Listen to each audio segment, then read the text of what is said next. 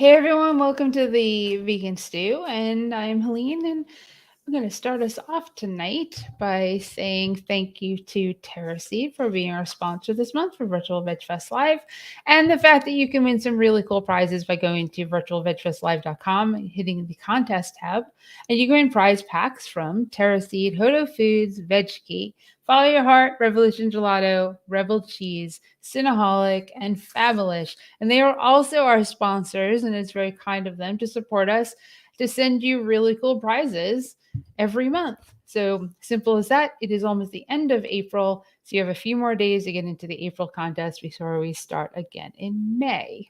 A couple of things about this weekend. Dawn has an event in Greenville, South Carolina, called Eat, Drink, Disrupt.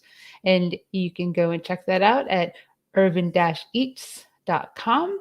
I think it's urban-eatsllc.com. I think it's urban-eats.com.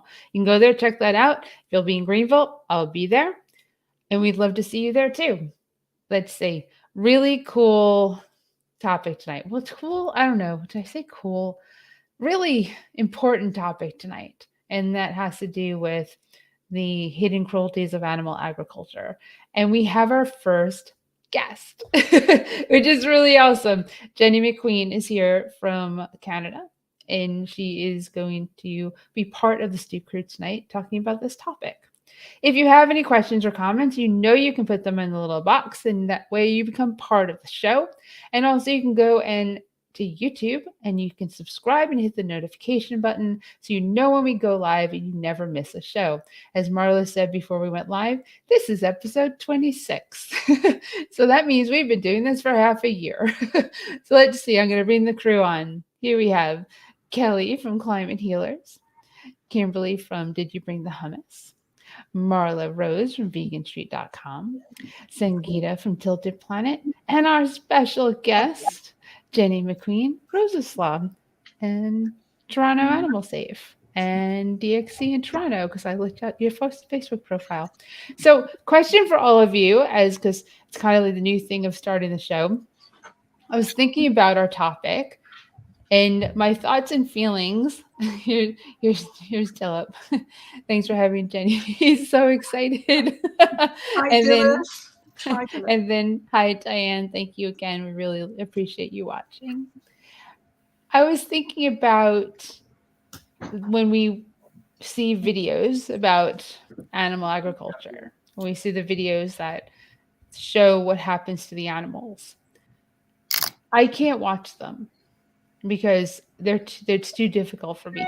It's not that I haven't seen it. I have seen it, but it's absolutely it's preaching to the choir for me. Is it something that you are able to watch still, or is it something like for me it's just I get it. I don't need to see it again. I can't watch it. Can't watch it? Yeah. Marla? Well, I just kind of feel like, I think if my motivation were wavering or I felt less connected to the cause, I might expose myself to it, because it can be really easy to detach sometimes, even for those of us who know. It's like a self-preservation thing sometimes. But in general, I don't think we need to expose ourselves to it if we already know and we're already sensitive to it. Like, I think that we risk burnout if we overdo it, Kimberly? I'm kind of both. I watch them sometimes, but I first ask myself, how am I today if I'm going to look at something like that? And if I know that it's going to destroy me in that moment, then I won't. But I have other times where I feel like it is important to be a witness, to be able to speak to it. And, the videos, but also in person. There is an auction in my town that happens once a week. And if I happen to drive past there, I make sure to look and listen and acknowledge the suffering. And it's just like driving down a highway. If a truck goes by, filled with animals, I can't look away. Mhm. Okay, well, we started out, Kimberly. You're already crying. Okay, so Yep. Kelly. There's some I absolutely cannot watch. Like Taiji, the dolphin hunt, things like that. I cannot do it. Like, and then but then there's some that I don't want to say it's easier, but like, I can't. And saying Kimberly, like if I see a slaughterhouse truck on the highway, I will absolutely bear witness. We will follow it. We will point. We'll call it out. I'm probably of the same mindset. I just check, how it's going to affect me. Documentaries are increasingly harder to watch. Yeah. And Jenny? Yeah, I'm kind of on both sides of this equation. I will actually make videos from inside hellish places, and I will sometimes feel really bad about posting them. There was one that I couldn't post for the longest time because it was really gruesome. I tend to like videos that have calls to action. So if it's something that people can get behind and do something about, like food farming, pig farming, cow farming, you have the power of your plate to actually make a difference, then I think it's really valid to post these videos. Where it's an individual being extremely cruel to an animal, then I myself will choose not to watch, because what can I do about that? Oh, thank you. So part of that was a good segue into Marla Rose with the news, because there's a topic to highlight about food apartheid. Yeah, so I have two news topics. One's going to segue into our guest really well, and but the first one is we are missing Ms. Dawn Hilton Williams today because she is getting ready for her big event, which is the Eat, Drink, Disrupt Festival, or is it just Eat, Drink, Disrupt in Greenville, North Carolina? It's South Carolina. Sorry. I'm so sorry. You can find out more about it at, I think it's urban, HERBAN -eats.com, something like that. But what was especially important and noteworthy is that there was a big write-up about the festival. By the way, it's almost sold out, so it really doesn't matter if we promote it right now. But what was really important is that the Greenville newspaper published a big story, like the kind of media, PR people pay for, or salivate over, featuring Dawn speaking about what is called food apartheid, which is different in concept than the idea of food deserts, right? Because there is this idea with food apartheid is intentionality of white supremacy that buttresses it and upholds it. So Dawn spoke quite a bit and beautifully in the piece about what she sees as her role as a vegucator and doing tremendous work within these communities to help people reclaim their health, to help people access health that they'd never experienced before. But she has, and so like the event is going to feature primarily BIPOC, Black and Indigenous people of color within the vegan world. She's going to have Dr. Milton Mills. She's going to have Miyoka Shinner. Dawn's going to speak herself. But I thought this was such a great quote that was from the piece. And she said, deserts, this is what Dawn said, deserts are natural. These, meaning food apartheid, are man-made. It is not just the stores. It's addressing, it's addressing systemic inequities and how to get food sovereignty in these communities. So anyway, I just thought that was just such a win to see somebody putting together, just naming what this is. It's not food deserts. It's not just something that naturally occurred. It is systemic, and there are people working to fix it, like Dawn and others throughout the world. So anyway, we're really excited about that. And I don't know, did anyone want to say anything about that news story? Okay. I was just going to really quickly mention that there was a news story today in Veg News about HPAI, which is the highly pathogenic bird influenza, of which H5N1 is part. The CDC, the Centers for Disease Control, reported that 31 million birds in 29 states have been infected. About, I believe it said, just nearly 30 million have been killed. It's also starting to affect wild bird populations. This is one of the things that we're being told to maybe not feed outdoor birds this spring to try to slow the spread of this very deadly virus. It's also affecting sanctuaries who have rescued birds. The last thing I was going to mention is the crossover to humans is still kind of rare. But as we know now with our pandemic, crossovers happen, and it only has to happen once for it to become catastrophic.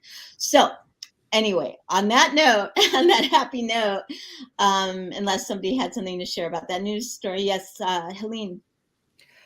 One of the local sanctuaries, Piedmont Farm Animal Refuge, has all their birds locked up. Well, it's hard to say.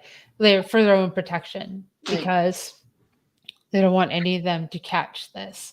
So a lot of the sanctuaries are needing to have their animals live a different life right now for their own protection so they don't catch this. Yeah. And that's just, and it just adds more difficulty because there's more cleanup. There's the socialization. The ducks aren't out in the pond. Right. They have to so they don't die from something, like this virus. Yeah. It's awful. It's absolutely awful because they've gone to sanctuary only to be in a position where thankfully they're in sanctuary. And you're right, Marla. If you have bird feeders, you want to take them down right now because of the spread of this into the wild birds, and we don't want to see I don't want there to be any harm for the wild birds in the neighborhood. It's so sweet to see them at your bird feeders, but right now that probably is worse for them than they'll. Believe me, the birds will be okay food wise, even without the feeders. They are all right. It's just it's like score if you have food out, but they're not going to die from starvation, so you don't have to worry about that. So those are really good things to bring up. I see Jenny's pen. Yeah, it's mostly the other way around. It's the wild birds, such as Canada geese, who are flying over the countryside, who actually have this virus that workers are stepping on and then taking inside. Yeah. It's interesting, isn't it? And here in Canada, it's becoming rampant in Canada too. And there was just a notice from our ministry that looks after this saying, please stop buying eggs from backyard breeders. Which then begs the question, why are they asking people to do that? They're kind of scared that even people buying eggs could take the virus and transmit it. Right. Well, in some ways, it really doesn't matter who's spreading it as much as the fact that this is a perfect storm when you have these densely populated, if somebody's coming in from outdoors with this on them, it doesn't matter if it came from Canada goose or from inside, these giant horrific warehouses. So, but it does speak very well to the nightmare that is animal agribusiness. Kelly, did you want to introduce Jenny? Yes. So I know I'm the newbie to the group, and I'm so excited to be hosting my first episode. And of all topics, you know, the hidden cruelty of animal agriculture, which is obviously not a heavy topic at all, and so much that we can get into. And so honored to have Jenny McQueen joining us. So Jenny McQueen, I'm sure, needs no introduction to most of the people, if not all of the people watching the show. Jenny's a longtime vegan activist based in Toronto, Ontario, Canada, and a very close neighbor of me. We're like 5 minutes apart. She has led hundreds, if not thousands, of demonstrations, protests, disruptions, open rescue, and has even risked going to jail to expose the hidden cruelty of animal agriculture. Jenny and her husband, Peter, tirelessly fight for the animals with every waking hour. And she's such an inspiration for me in a pivotal part of the community. And Jenny, we're so happy to have you here. Is there anything you want to say before we jump in and choose a topic and go from there? I thank you for that introduction. That is extremely kind. Thank you so much. I'm really pleased to be here. It's I mean, I know all of you are activists too, and it's an honor to be amongst you. So thank you. Great. So where to start? And we can continue talking about the viruses, but you know, what we were talking about is CAFOs, and so like that might be a good topic to just start with, like the hidden cruelty of animal agriculture, like the obvious cruelty, and that is, you know, how animals are bred to get on our plates, you know, and I don't think most people know just how, you know, where they come from. You know, we have advertisers that like give us this false impression that, you know, it's a happy cow on a field, and, you know, so that we don't think they're doing it, so that we don't think about this. And the reality is they're crammed in very small places and live very short, horrible lives. Yeah, you know, so this is our biggest challenge as vegan activists is how we expose this, you know. And one thing that we do is vigils. And has everyone here been to a vigil? Yes, I have. No. So for those that are listening, a vigil is an event where we all get together, usually in front of a slaughterhouse, and we bear witness to the animals that are going into the slaughterhouse. And when, you know, it allows, we give them comfort, love, water if we can.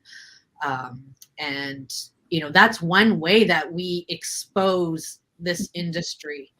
And as we know, again, you know, I'm kind of going back and forth, you know, we have these bills that are making it increasingly harder to expose this. Right. So I don't know. Yes, Helene. I'll give you a little breather. In North Carolina, they put a law making it harder to do that exposing, where you can't. But then something happened federally, I think, that made it so that that law would be overturned. And I don't remember 100% because I think it all happened over COVID time. But there used to be a lot of people that came here because we're the second largest producer of pigs in the country. And a lot of people are going undercover to expose the factory farming and the cruelty in the pig farms and the poultry farms in this state. And Mercy for Animals has done it. They've done a press conference here. A lot of people come here. Jean Bauer came here with Leilani Munter and did a mini documentary because the state has more pigs in it than people. I don't know if people realize that there's more pigs here than people on a daily basis, and what's happening to those animals when we've had like hurricanes come through and the lagoons have overflowed because it flooded, and people don't realize like the poison that has gone into their drinking water and into the air and into their soil because what the lagoons are is just the waste that comes from the animals that have been processed with chemicals and hormones, and that's their secretions. So I don't even know what my point was, but there's just so much. There's so many things here that we can unpack. I guess we need to kind of have some direction. And Dilip is just like tickled pink in the comments. I don't know if Jenny can see them. Dilip is like, If I think if he could jump through the screen and hug you, he would. Likewise. Can I? Yeah, you're right. Yeah, Marla, go ahead. I was just going to mention real quick that when we're talking about food apartheid, another factor in all of this is the communities that are most at risk of environmental ramifications of these horrifying factories are primarily communities of color. The poorest people, because of white supremacy, tend to be Black and brown indigenous people, and they tend to live closest to these horrific places. So that's another example of systemic racism. But one of the things I wanted to mention to you, Jenny, is so I went vegetarian when I was 15 for the animals in the 1980s, because I didn't know anything about the dairy industry or the egg industry. There wasn't, the internet and all that. I thought that was the end of the road. I thought that was, so I was a vegetarian for 12 years until the internet came around and I was exposed to more people who, knew about these industries. So I guess a question I would have for you, and so I went, it's since 95 or 6. Anyway, my point is, how do you feel is the best way to connect the dots for someone who thinks that they're doing enough, whether they're vegetarian or quote unquote green or whatever? How do you break through to connect the dots to them? Well, there's so much that, so many different ways. I do street activism. I do online activism, and sometimes, I'll for example, do cubes of truth. And sometimes you have to see where that person is coming from. Are they more interested in the environment? Are they more interested in their own health? Or, my preference is to talk to them about the animals and about what I've seen, but that just does not connect with some people. So I think there's always going to be a variety of methods. I think documentaries are great. I think video is great. Written articles are great too. Mm-hmm. You just have to hit people again and again and again, multiple times sometimes, for it to have any effect. And I think some flexibility with your approach, right? So if you can see you're getting nowhere with someone talking about it from a certain perspective, that maybe having some flexibility with listening. So yeah, Sangeeta, I think you're muted, but Sangeeta has something to say. Yeah, so you mentioned several types of activism you do, Jenny.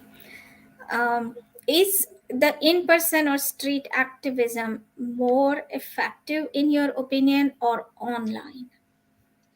Oh, the effectiveness of activism, we could have a whole other chat about that. I just tend to do all the activism I can, hoping that some of it is going to be effective. Street activism I find extremely uplifting myself, because I'm talking to people sometimes who haven't even considered animals are included in their diet if they're eating meat. Like an animal and the meat they eat is to them is an alien construct. Leafleting is great too, and an organization like Vegan Outreach will tell you that that's extremely effective. Watching videos online is great too, and I think it has to be, your own comfort level. So if you're not comfortable going out on the street and talking to people, if you want to do more online activism, I would say go for whatever is what you're most comfortable with. Teaching is fantastic. Being a lawyer is amazing. So I think we need to speak to people's skills as well in terms of what activism they're more comfortable with. So Jenny, I have a question. When you do the the cube or anything that might play footage, hidden footage of these farms, what percentage of people do you think if you could guess, like, know what is going on, and is it high, is it low, like are people genuinely like have no idea of that of the industry and how the animals are treated, or and what is their like what it like, for those that don't know, like what do they tend to like think is happening? Yeah, I'd say it's an even split, to be honest. I'm always surprised that people, we always ask the question, have you seen this footage before? How does it make you feel? And for those who've seen it before, it's slightly more difficult because you can talk them through what's happening on the video, but they've seen it before. So then you have to query how they feel about what they've seen before. Did it make you change? And here are some tools to make you change. But for those people who've not seen, for example, chicks being ground up, male chicks being ground up, they're horrified. We've had people in tears. We've had people commit to being vegan on the spot. Mm-hmm. And especially, I find it really powerful that I can tell them that this, sometimes it might not be Canadian footage, but because I've seen it directly myself, I'm able to say, this is Canada, Mm-hmm. or this is exactly what happens in Canada. I've seen it myself. And I think it's really important to connect it to your own home area. Sure. And I think one of the things that happens is a lot of times they think it's a US problem. It's just the US. I have my European friends say that a lot. They don't realize that, while it may not be as terrible in there's a lot of sort of romanticizing of farming in the United States and in Europe, and I'm sure Canada. So I think that if we can disabuse people of some of the notions that they have, like I think a lot of times all it takes is someone taking a little road trip from point A to point B, and they see some cows on a pasture and they assume that that's how dairy cows live, but in the piece I posted in the comments, in the US at least, 90% of dairy cows live indoors. By living indoors, we're talking on basically on wooden or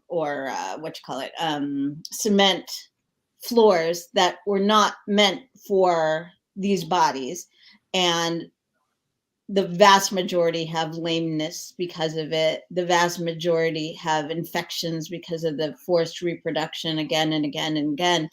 And what it took for me was seeing a film that connected the dots to the dairy industry and the egg industry, and realizing that the same reasons why I went vegetarian would be why I would go vegan. And so the tremendous horrors of these industries are no less, and those animals end up getting slaughtered anyway. So, Helene, yes. So I want to touch back on something that Jenny said. Hey, puppy. Is that why are the chicks ground up? Why are the male chicks ground up? Because there could be people watching that don't understand that. They may have just kind of glazed over what you said, because it just doesn't sound human. It doesn't sound like something we would do. And the reason why the male chicks are ground up is because it's a female industry. If we didn't eat eggs, they wouldn't have to get rid of the male chicks, because the male chicks can't lay them. So they may keep a couple, but for the most part, they sort the chicks. Right. They take the males. They do two things. And this is when I was an educator in the classroom. I would say, how would you want to die? Would you like to suffocate to death or be mutilated to death for the most part? And I let the kids choose, pick your poison, right? Mm-hmm. And they would just have a hard time trying to decide which one was the better way. I said, because basically they take the chicks, put them into a plastic bag, tie it up and throw it in the garbage.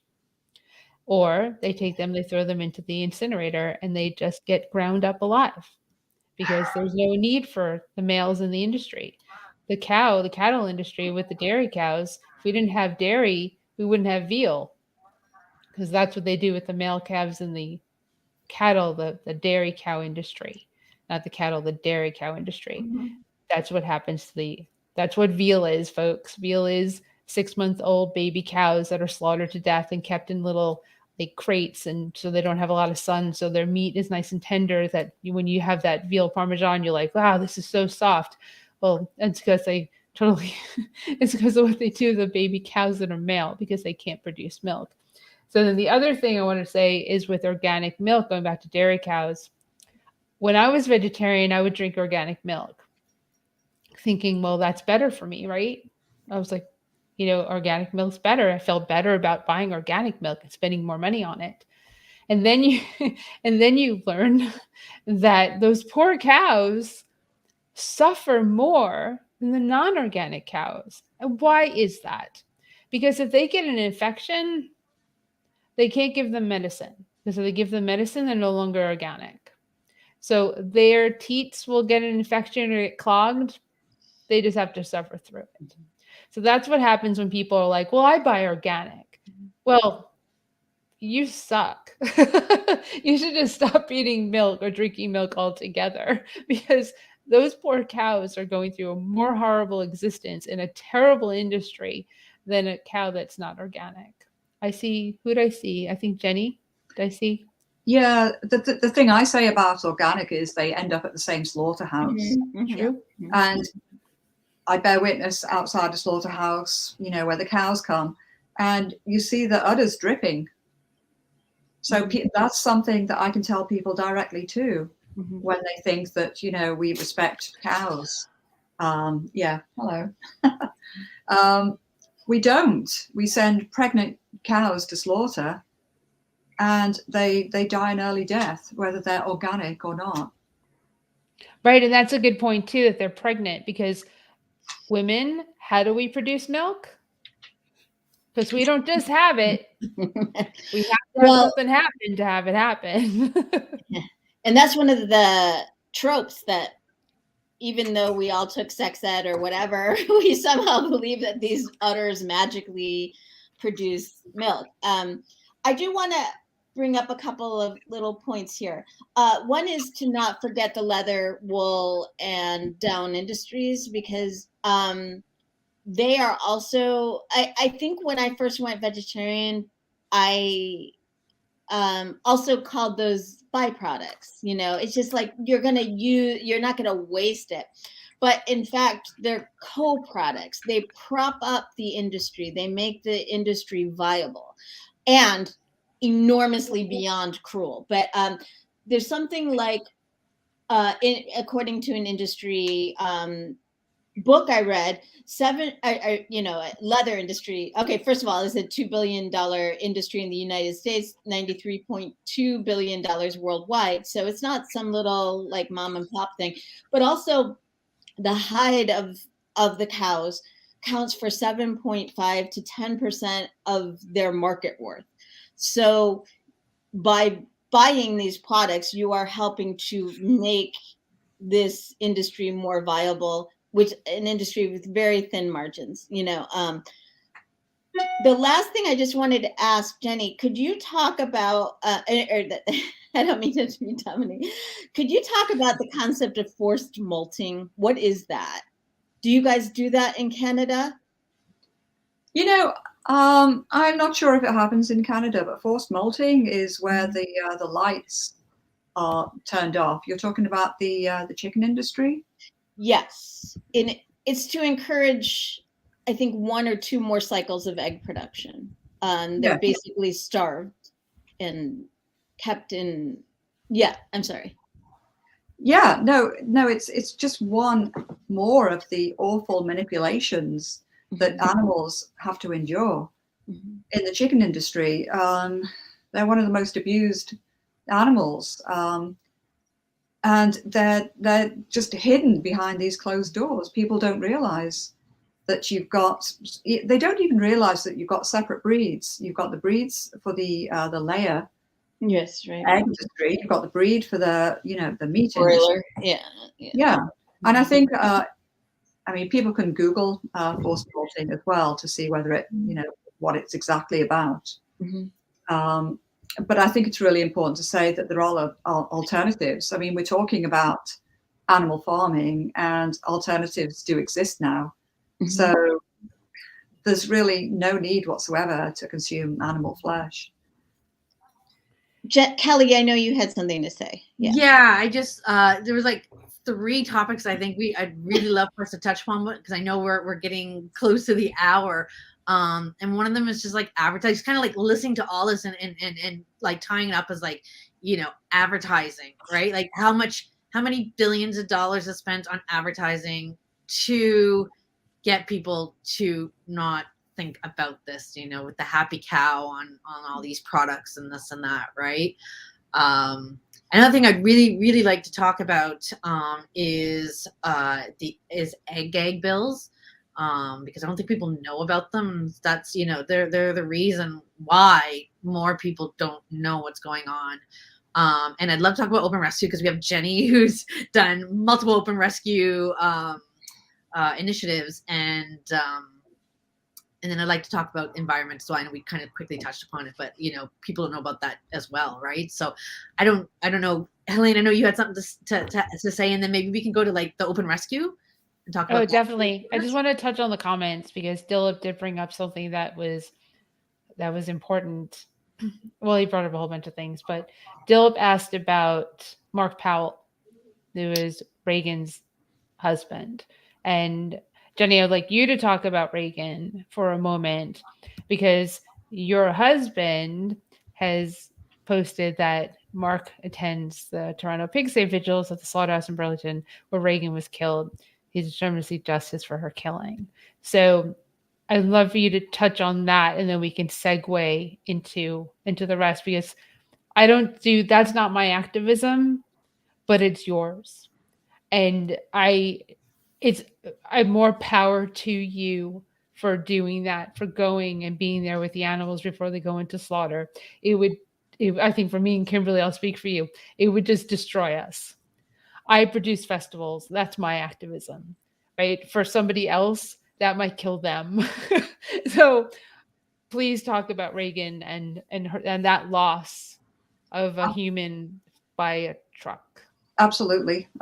Regan's last post before she was killed the following day was about ag-gag laws in Canada and in Ontario, saying how evil they were.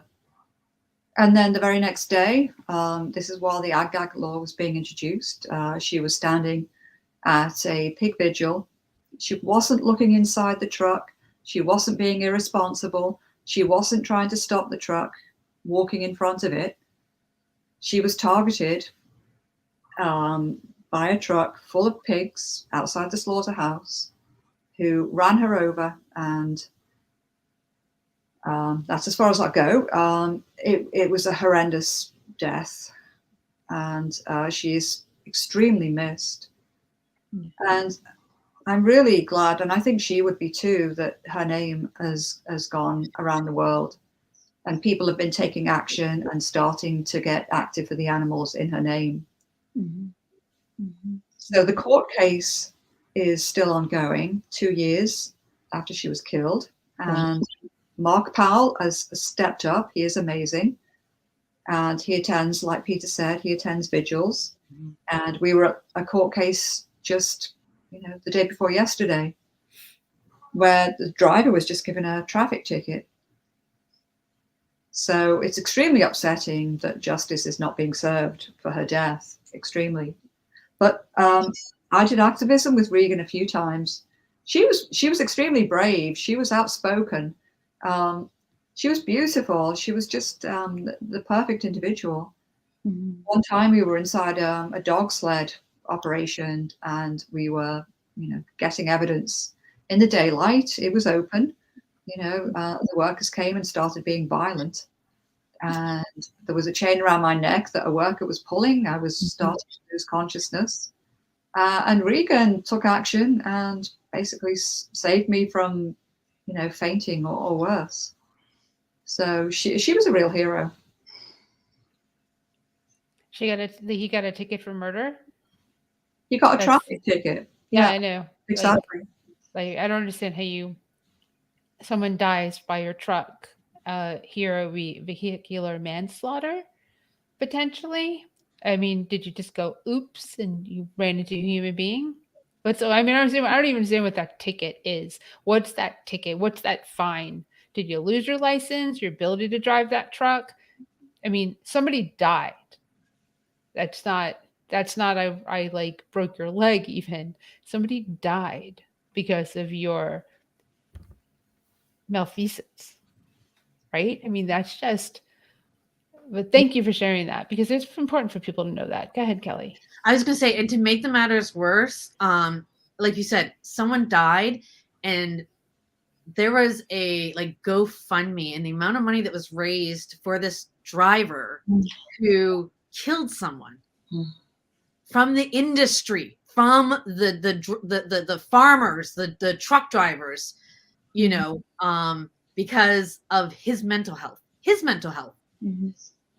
You know, we know that, I know Jenny and I know the story of how, you know, after Regan was killed, how negligent the police were in how they handled the sensitivity around informing her family and the support or lack of thereof the support that her family received. And the industry is worried about the mental health of this truck driver and is and rallied to like pay his salary probably for multiple years with the amount of money they raised, right? That's so messed up. Let me give a positive story about some activism that she did. She went up to expose another dog sled business in Quebec, in Canada, about 2 years ago, just before her death. And that same dog sled business now has been closed down just very recently. And a crew of us, including Mark Powell, were up there. We had a convoy of animal rescuers, and we rescued 100 husky dogs from that operation. So Mark was there, a film crew was there, and we could feel Regan with us, basically looking down and saying, yes, there's a success story that I was involved with. You know, we're chipping away at the industries, and we're making a difference in her name. That's awesome.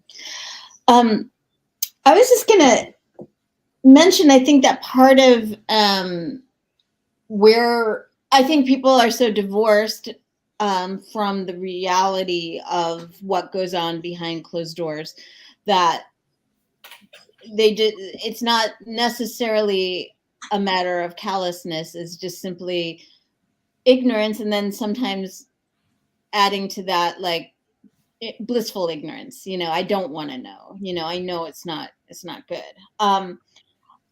I want to mention just really quickly, part of, at least in the United States, I'm not sure about Canada, a part of the daily experience of these, you know, billions of animals throughout the land animals, millions, it's such a staggering number that I think people just turn off, is routine mutilation, to make them, basically these are choices for to have less loss for the production company. So like, for example, chickens, well, like turkeys have parts, you know, that chickens and turkeys might have the ends of their beaks seared off, for example, do the claws removed. With cows, they might have their tails cut off because animals in stress attack each other, understandably.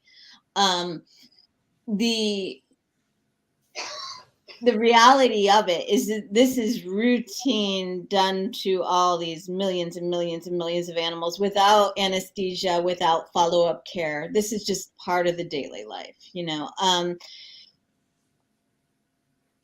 Is that the same in Canada? Do you know about mutilation, routine mutilation? Absolutely. And I think you meant to say pigs have the tail cut off. I think in the US too, although I might be wrong about that. I don't know. I'm sorry. Yeah, absolutely. Yeah. Mutilation is a thing here too. I was inside a pig barn, and there's basically tails, you know, strewn across the floor after they've been cut them off. And every time you see a rescued pig, some of the open rescue that we've done, people, it's very rare to see a pig with its tail. Right.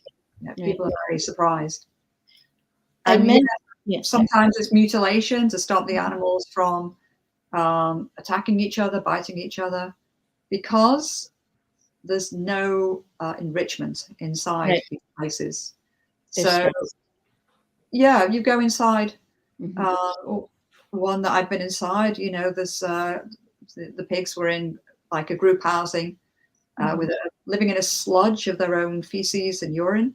And hanging from the middle of the room is a chain, and that is the enrichment. And duck farmers. I hate the word farmer actually, because it kind of, gives that impression of a bucolic green fields. This is what the industry try and say. It's more like a factory owner, isn't it? The small places are warehouse. Yeah. So it's just horrendous. Right. I know we get close to the time, and Kelly wanted to kind of touch on open rescue. Let me just give a quick premise about the open rescue and why we have our faces uncovered. I think it's good to be able to shine a light on these places. This is a huge way that we can say that we are just normal people. We're going in. We're not afraid of the law, because it's more important to shine a light inside. And if we end up in court, and if we end up getting arrested, that is actually more ammunition for the media to tell the story of the animals and to tell the story of the rescuers. So I'm all for people going inside and, faces covered and rescuing animals. Of course, that is amazing. But open rescue is this whole thing where we're trying to get publicity for the animals. We're trying to save a life, and we're trying to tell their story. Jenny, I'm curious how you choose, or how you've chosen the places where you've gone and done open rescue. Was it because there was complaints that weren't being addressed by industry or the government, like our equivalent to, I guess it would be the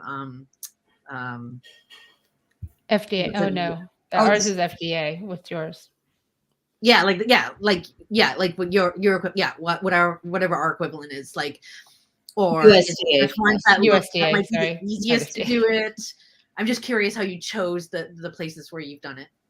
Well, seriously, I mean, the first place that I did open rescue at, that was just us touring the Canadian countryside and stopping at each of these locations, and it was random.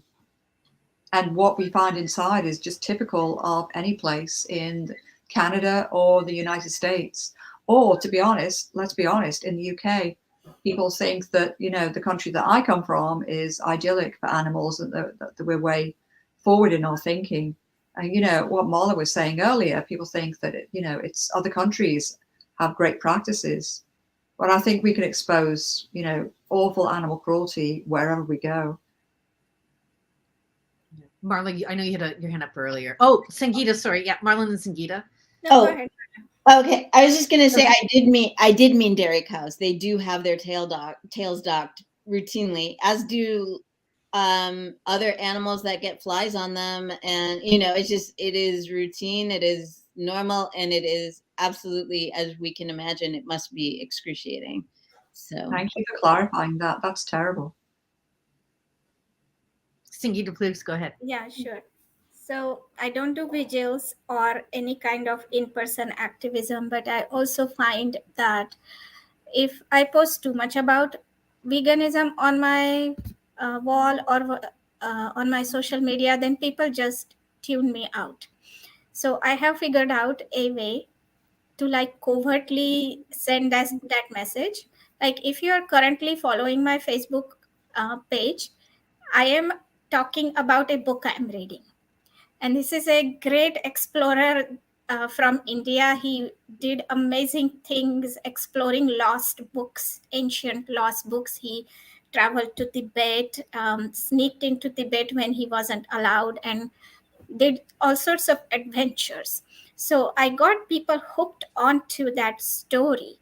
And then whenever I find some connection in his story, like he talks endlessly about eating all sorts of meat like chicken and mutton, but then his health is really bad. So I covertly made that connection about his diet. And also one time when he saw cows suffering, it really affected him. But he didn't change his eating habit, or he didn't make that connection at all. So I wrote about that. And so people are reading the story about life story of this really interesting person, and then in that I have this message about veganism here and there. And I think I am priming more people that way than if I was writing direct posts about veganism. That's my opinion, but you could say that that's not effective. That's possible, but that's what I'm doing. I think stories are something that really captivate people. So yeah, I totally agree with you, Sangeeta. We should be trying to use stories more and more. You know, I'm thinking of what stories I can tell from all my years of activism, trying to captivate people, but using another author and another person to tell the stories and try and encourage people. I think that's amazing. Right. I mean, the book has really nothing to do with veganism, but when a vegan reads a book, we have that eye or ear or whatever you want to say, that we can immediately find some bits and pieces here that we can use to help people make that connection. And I think that I am priming a lot of people by doing that. That's awesome. Kimberly. So I've kind of been doing the same thing, and I've noticed even more so lately this planting seeds. And I've been participating in a blog challenge where I had to write 30 blogs in the 30 days of April. And I started touching on veganism, and then I started talking about other things. And then as I went into Earth Week and I posted about the environment, and people have been really open to like reading more, and I'm getting like, thank you for posting this. I'd never considered this before. I hadn't thought about that. You've opened my eyes. This is incredible. And I share my story every chance I get because we want people to feel a personal connection. And storytelling, that's my activism. I love to speak, I love to write, and so storytelling is how I do it. And it's been very exciting to see over the course of this month, especially, these little seeds that are getting planted, hopefully growing new vegans. Yeah, April is a great time to do that. I was just going to say one little comment, observation, I guess, is, you know, I've been an activist for a long time. I've done like virtually everything from, you know, creating recipes to getting arrested. So I've got that whole range of things that you can do. But so the point is, I think that sometimes other activists kind of look down on the activism of one another, and they say that's ineffective, or that's, you know, you're too, it's like both sides of the extreme. One is, if you're too blunt and too direct, you're ineffective. And if you're kind of trying to find this, you know, way around through the side door, then you're an apologist. So I think the point is, we don't sit there taking pot shots at each other. We do what we know, what we do best. And for some of us, it's a variety of things. For myself, I feel incredibly grateful that every week I'm going to create a new recipe that's free for the public, that's easy and accessible, and, you know, write essays. For Helene, she's you know, running 70,000 veg fests, give or take a few, in all these different countries. So like countries, all these different states. But the point is just like, if you're sitting back and taking stock in somebody else's activism, there's something wrong with your activism. You know what I'm saying? So Right. Those of us who are busy doing the work aren't doing that. You know what I mean, Jenny? Yeah. Absolutely. And I'm very thankful for everyone who does whatever activism they're comfortable with. And especially now for the scientists and for the workers who are developing, you know, like cell culture meat. and all these alternative foods that we can be eating, and chefs who are coming up with delicious ways to present vegan foods. So absolutely, I'd say please don't be critical of another person's activism. Kelly. Yeah, I was going to say, like, we're trying to expose this industry. Everyone's going to wake up in a different way, which is why all the activism is necessary. And if you don't like we were saying, if you don't like a certain activism, just do what works for you, right? Because we're not all, this one way it's going to work, right? So Sangeeta and then Helene, and we're probably, I want to talk about climate, but maybe that could be a whole other topic. I think that's right, in of itself. So Sangeeta and then Helene. You're on mute, love. Coming from India, I have to focus on this fact that there is no separation between dairy industry and meat industry.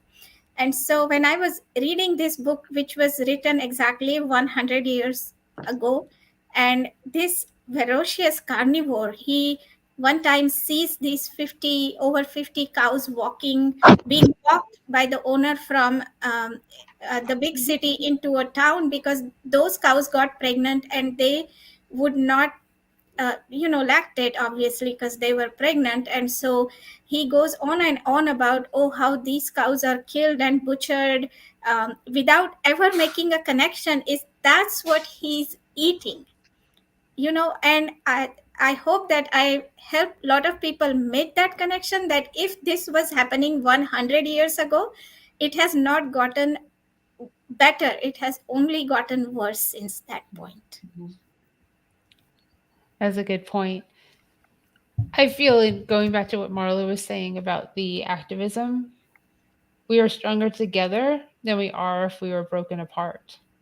And the problem within the vegan movement, and pretty much any movement, to be honest, either Republicans, Democrats, Trumpisms, the QAnon, they all have the same problems, is that they become factions, and then they infight, and then they point fingers, and they say, what you're doing is ineffective, what I'm doing is more effective, so why are you doing that? Well, there's activism I wouldn't do, but I'm happy that those people are. What I feel about it doesn't matter. What they feel about it does. But you know what? If it leads to somebody making the connection, then it was effective. And we all need to support that, because the animals don't care what kind of activism we do. And the planet doesn't care what kind of activism we do. But we need to do that activism, because that's where it will matter for the animals. That's where it will matter for the planet. And your health, well, you control what you put into your body. We can just tell you what makes the most sense. So for that piece of the three-pronged thing that veganism pretty much encapsulates. So yeah, climate it needs to be juicy, and we should dedicate a whole show to it, because it is the least cared about part of veganism by vegans and by everybody on this planet that is watching it get warmer and everything around them become really strange weather-wise. They see it, they're living it, they're complaining they're hot, they're complaining about floods and fires and hurricanes and tornadoes. And there's pieces of the news starting to say why, but they're still not making the connection with the animal ag. They're just not making the connection, and that connection needs to be made. And I saw Jenny with her pen. Sorry, it's not going to be connected to what you just said, but I should give a little plug to people who can follow #PigTrial4, where we've just had a judge rule that we're guilty, and also follow Meet the Victims. Meet the Victims Canada has got a lot of people on trial in Canada, and Meet the Victims 1 and Meet the Victims 2. So there's a lot of criminal trials happening in Canada. I just want to give a plug to, if people are interested, to follow those. No, that's fine. This is a plug show. Everything that we all do, we try to plug and support and honor that. So yeah, so I guess we'll figure out what we're gonna do. We were gonna try to bring Celeste on, right? Yeah. For climate, because gosh, he's so good. And he's got great stories. But that connection with Animal Ag, it's to not say something about it. We should say something about it. We know now, because the number one cause of climate change, people, is animal agriculture. Believe it or not, it is. And Honestly, that's a different conversation for a different day, but I don't know if it matters. I know, but I mean, it is, when it comes to animal ag, it is the number one destruction of our planet. Yeah. And we would be remiss to not mention that, and how important that factor is for animal agriculture, and how it impacts every single person who could possibly watch this and listen to this life, and the future lives. If you have children and grandchildren, they may not have a planet to live on because of what's happening now, let alone the pandemics that can come from animal ag that could kill us there. So I don't know, at this point with COVID and everything that's happened with that, and I guess unless people are literally bloodied from the nose and dying in the streets and becoming zombies, I don't know if that would make people realize even then what the truth is. Even then. What has to actually happen, because you're not, I mean, we've seen it. Who hasn't had someone impacted by COVID, right? So you see it. Who hasn't had somebody impacted by eating animal products or eating animals? Because that's heart disease, diabetes, strokes, high blood pressure, cholesterol, cancer. Who hasn't been impacted by that? Yet who hasn't had cancer and then gone home and continued to eat the same diet, or had lung cancer and continued to smoke? If that's who we're trying to get through to, we're in like major trouble. We have to help people make connection. That's the best we can do. Yep. Yes, and I think that you have to be a little bit cautious in your language, don't you? Because if you're trying to tell people it's the number one cause, then I'm not sure that that's the best thing to do. I generally say it's a huge contributor to greenhouse gases, because people are all about, well, what about fossil fuel use as well? So I tend to be a little bit cautious in my language, and I always go to the individual.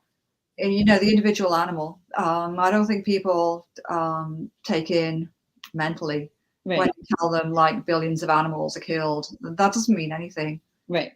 Whereas if you kind of work it into a story, I met a pig the other day. I saw a pig with blue eyes. Who are you eating? How did she live?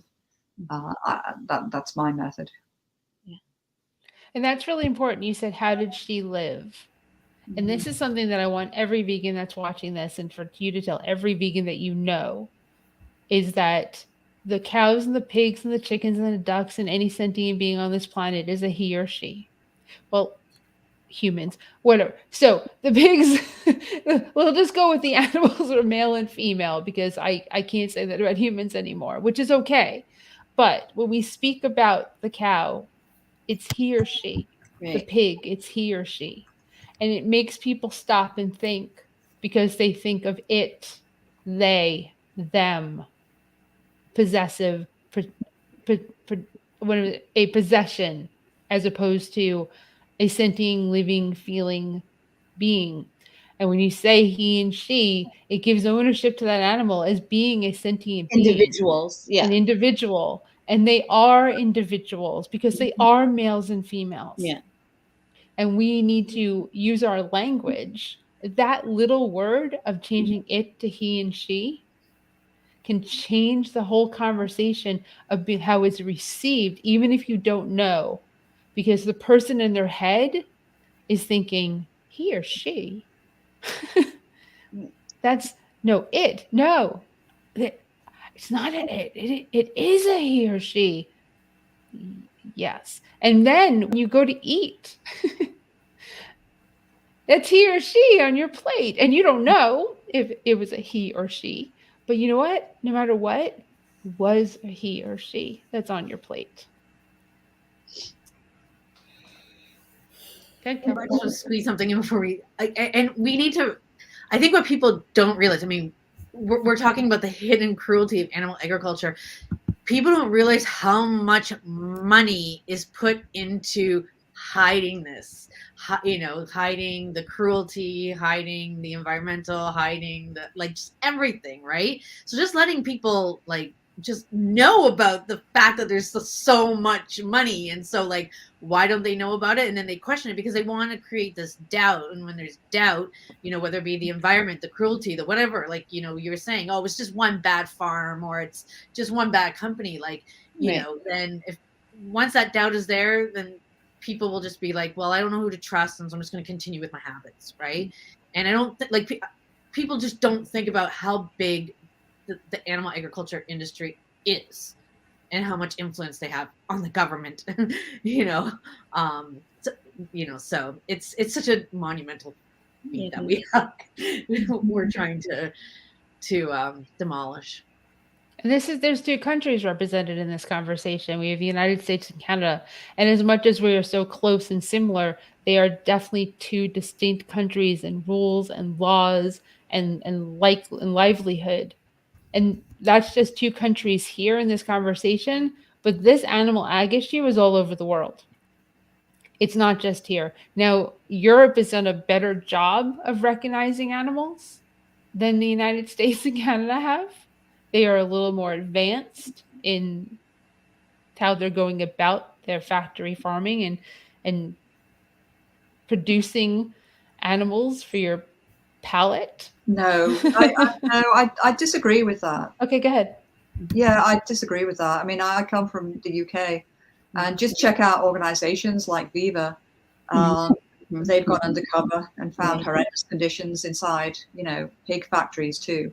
Right. So, it's a policy that, one country is better than another. You will find horror stories in any country you visit when it comes to animals who are deemed food. I agree. And I think that romanticizing of animal husbandry in some of, especially it seems like in some of the European countries where people, well, it's not like the US, or in India, the notion too that the cows are deified and treated with the utmost respect.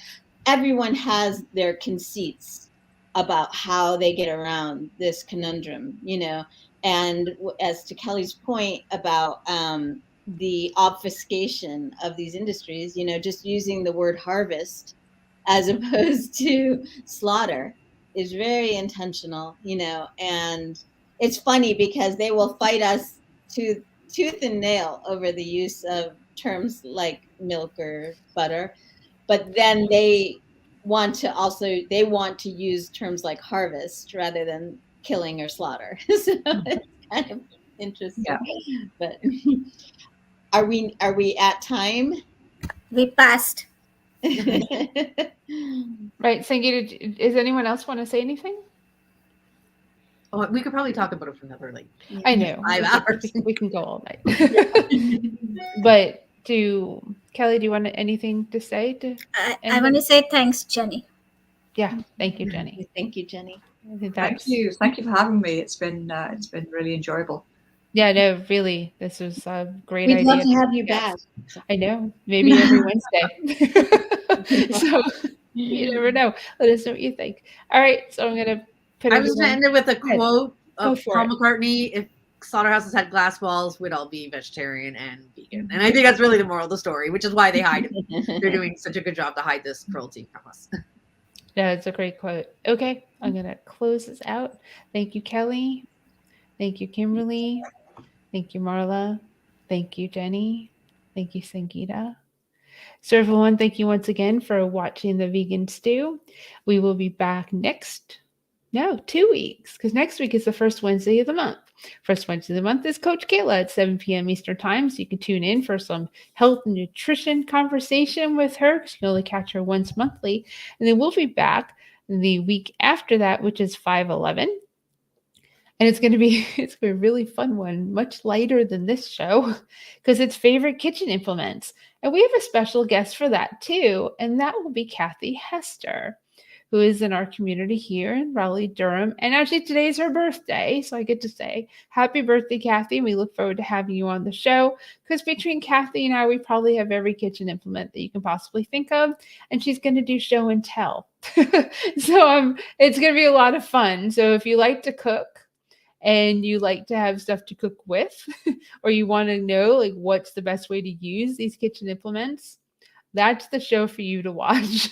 So we'll see you on 5/11 for that one. And once again, you can go to virtualvegfestlive.com to enter our contest and win the 8 prize packs. And thank you to Terracy for sponsoring this month's Virtual Veg Fest Live. We really appreciate all our sponsors.